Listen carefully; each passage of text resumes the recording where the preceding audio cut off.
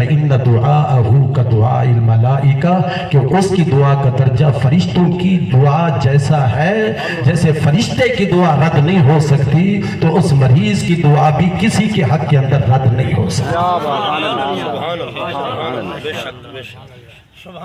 اس میں متعدد احادیث اور ہیں. اللہ رب العزت انہیں جنت الفردوس میں اعلیٰ ترین مقام عطا فرمائے. قبر و حشر میں حضور اکرم صلی اللہ علیہ وآلہ وسلم کی زیارت بھی، شفاعت بھی، معرفت بھی، پہچان بھی نصیب فرمائے. آمین.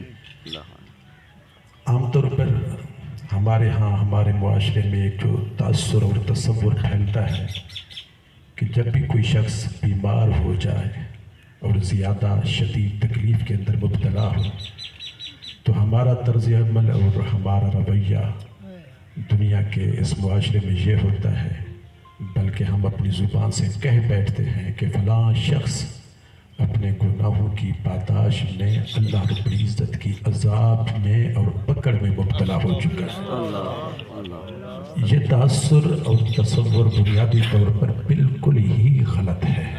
یہ بیماریاں اور یہ تکلیفیں یہ بھی اللہ رب العزت کی رحمت کا ایک اظہار ہوتا ہے. مرحوم مغفور ایک بیماری اور ایک تکلیف میں مبتلا رہے.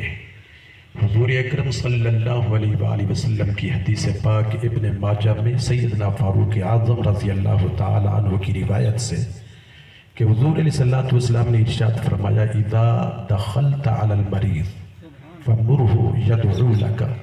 جب بھی تم کسی مریض کے پاس پہنچو اس کی عیادت کی غرض سے، بیمار پرسی کی غرض سے، فمرہ یدعو لک، تو یہ تمہاری ایک ذمہ داری بنتی ہے کہ تم اس مریض سے کہو یدعو لک کہ وہ تمہارے لیے بخشش کی، رحمت کی، بھلائی کی دعا کرتے.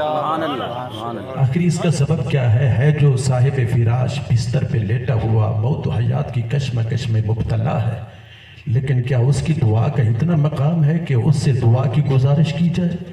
حضور علیہ السلام نے ارشاد فرمایا میرے غلاموں تم کیا سمجھو کہ اس کی دعا کا اور اس مریض کا جس نے صبر اور شکر کے ساتھ اپنی تکلیفوں اور اس بیماریوں میں اپنا وقت گزارا اور یہ مرحلے اس نے طے کیے صبر اور استقامت کے ساتھ، اس کا مقام اتنا زیادہ بلند ہے. فَإِنَّ دُعَاءَهُ كَدُعَاءِ الْمَلَائِكَةِ کہ اس کی دعا کا درجہ فرشتوں کی دعا جیسا ہے. جیسے فرشتے کی دعا رد نہیں ہو سکتی تو اس مریض کی دعا بھی کسی کے حق کے اندر رد نہیں ہو سکتی. اس میں متعدد احادیث اور ہیں.